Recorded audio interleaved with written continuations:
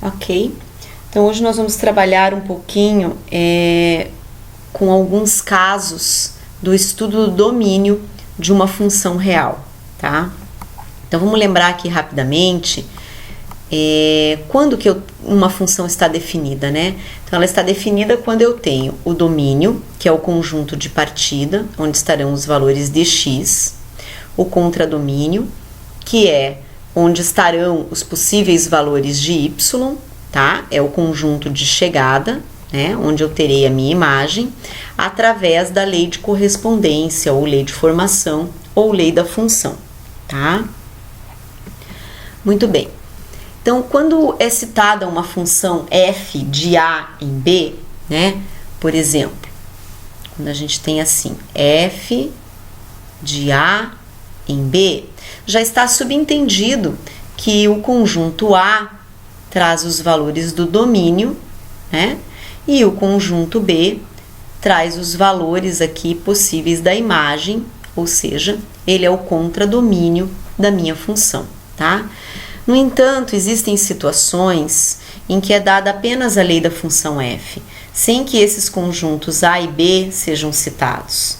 Nestes casos, nós vamos considerar o contradomínio como sendo o conjunto dos números reais, tá?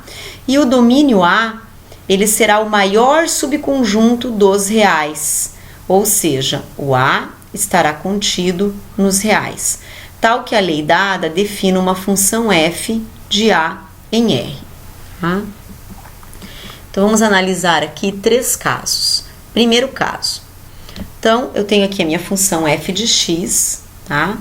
1 sobre x. Qual seria o domínio dessa função, né? Qual seria o domínio dessa função? Eu poderia colocar aqui, por exemplo, no lugar do x, qualquer valor dentro do conjunto dos reais? Não, não poderia, tá?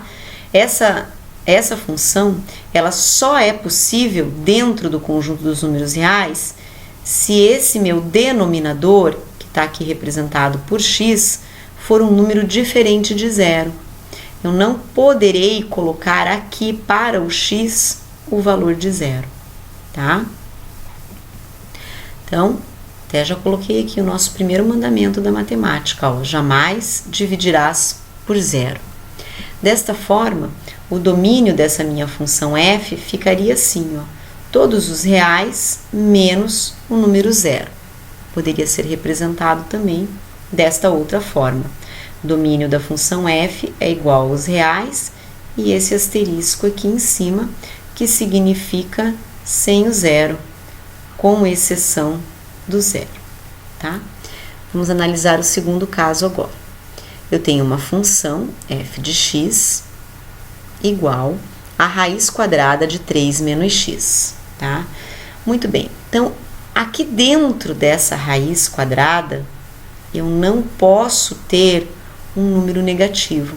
Então, por exemplo, eu não posso ter o menos 4 aqui dentro, certo? Porque o menos 4, eu não vou ter um valor que elevado ao quadrado resulte em menos 4, né? Se eu pegar o 2 ou o menos 2, tá? Tanto faz, e elevá-los ao quadrado, ambos resultarão em 4 e não menos 4. Então, dentro do conjunto dos reais, essa função só será possível se o que estiver aqui dentro, esse radicando, for maior ou igual a zero, tá? Então, a gente montou aqui uma inequação, ó.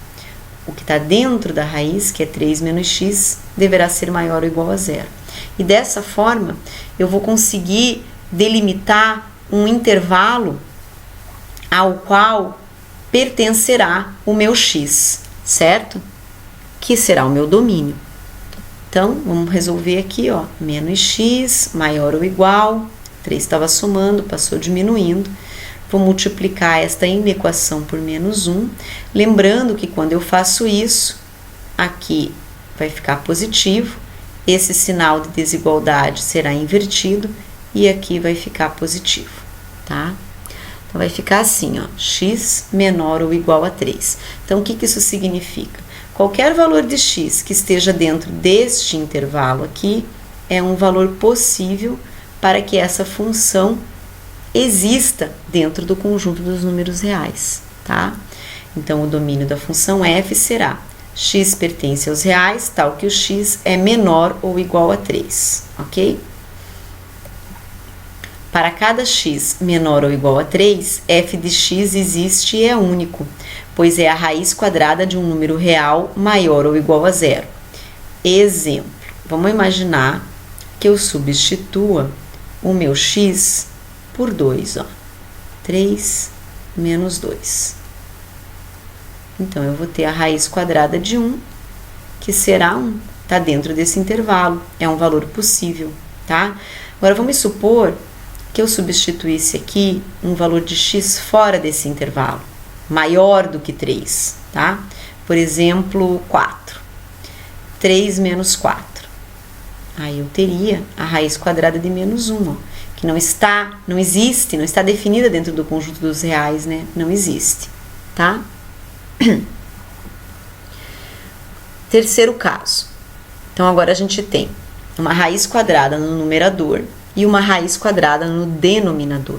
Lá no numerador, por se tratar de uma raiz quadrada, eu não posso ter lá dentro um número negativo. Então, aqui já tem uma condição para ser colocada, ó. O que está dentro da raiz, que é 7 menos x, deverá ser maior ou igual a 0. Esse resultado aqui dentro, tá, gente? Agora, no denominador, eu não posso dividir por 0, né? Eu não posso ter o 0. E eu também não posso ter um número negativo por se tratar de uma raiz quadrada. Então, a condição aqui será: o que está dentro da raiz, que é o x menos 2, deverá ser maior do que 0. Aqui eu já não posso colocar o sinal de igual, porque não pode ser igual a 0, né? Muito bem. Então, eu tenho duas inequações para resolver. Primeira inequação é a do numerador, tá? Isolando o x, ó. O x será menor ou igual a 7. Posso representar isso aqui na reta numérica, ó.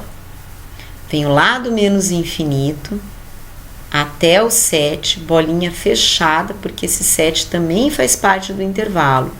Porque eu estou trabalhando com o numerador, e no numerador eu posso ter o 0. Eu não posso ter o 0 no denominador. A segunda inequação, que é a segunda condição aqui de existência dessa função, é que o meu denominador, que está dentro da raiz, ele tem que ser maior do que 0. Então, o meu x tem que ser maior do que 2. Ó. Vou marcar aqui na reta numérica. O 2 agora com a bolinha aberta, não tem o sinal de igual. E são valores maiores do que ele, então até o mais infinito.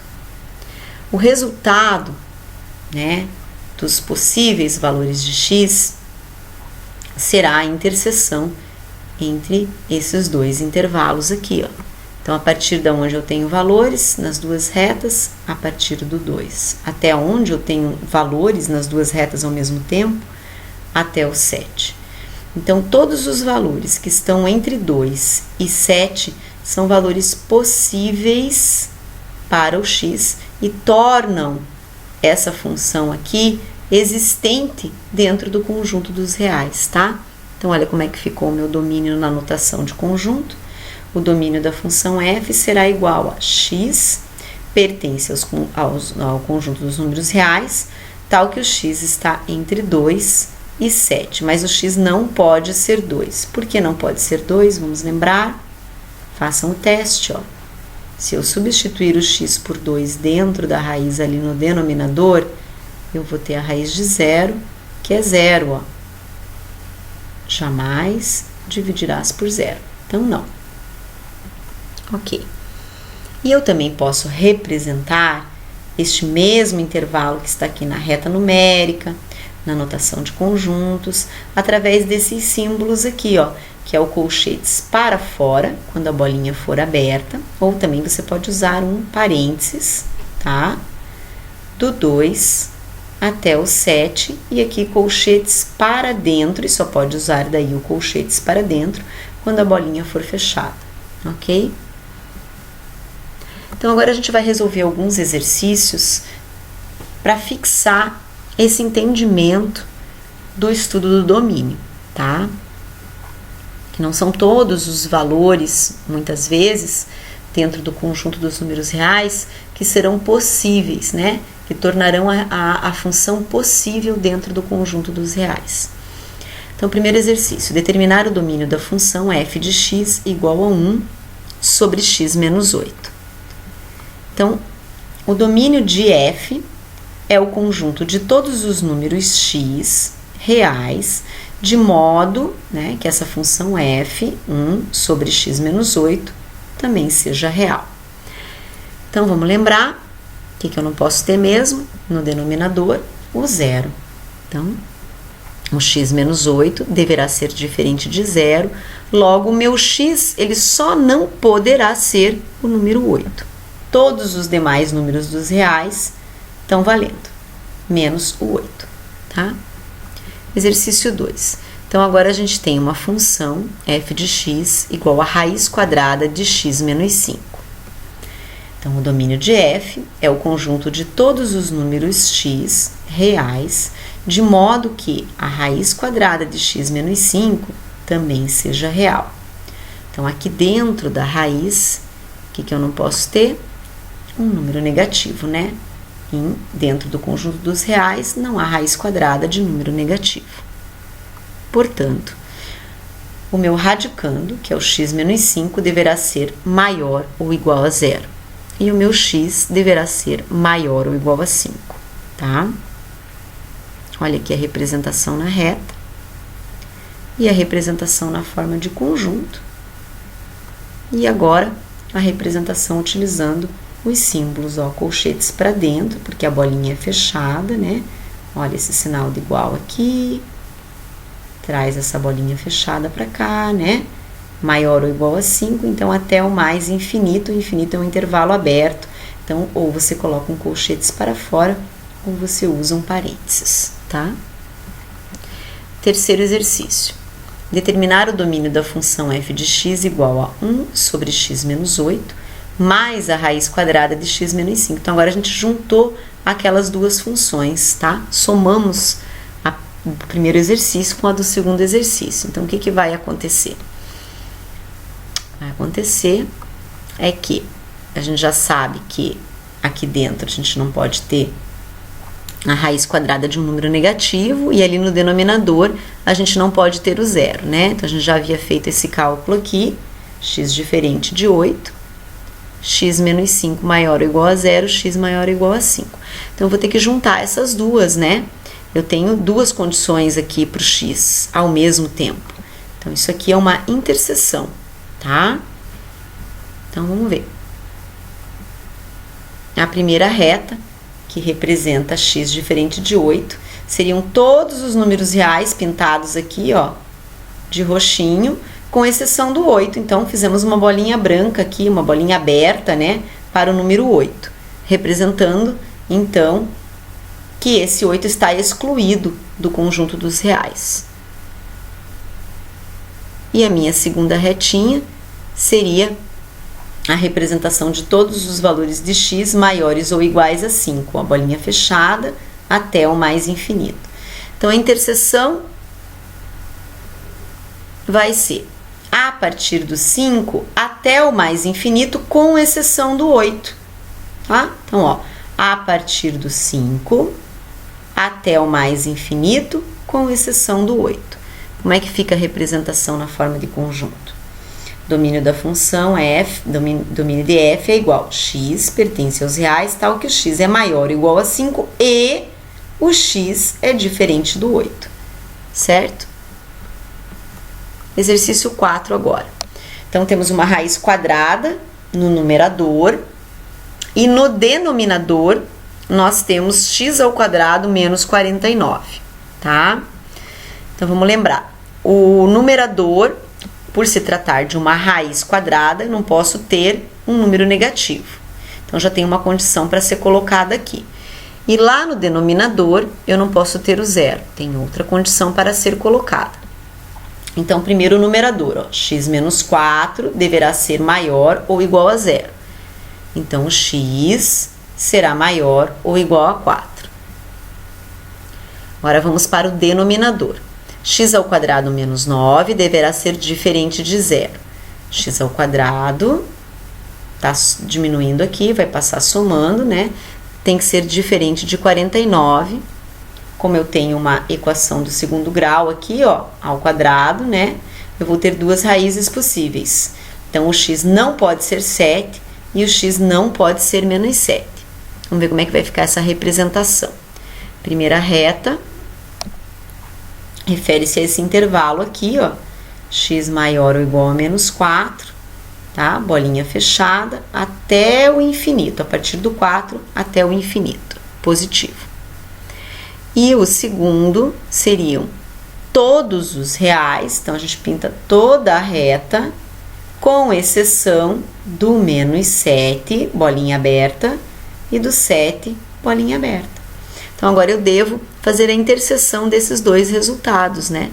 Então, eu vou ter valores nas duas retas ao mesmo tempo, a partir do 4 até o infinito, com exceção do 7. Então, meu domínio vai ficar assim, ó. X pertence aos reais, tal que o x é maior ou igual a 4 e o x é diferente de 7. É isso, pessoal. Até a nossa próxima aula.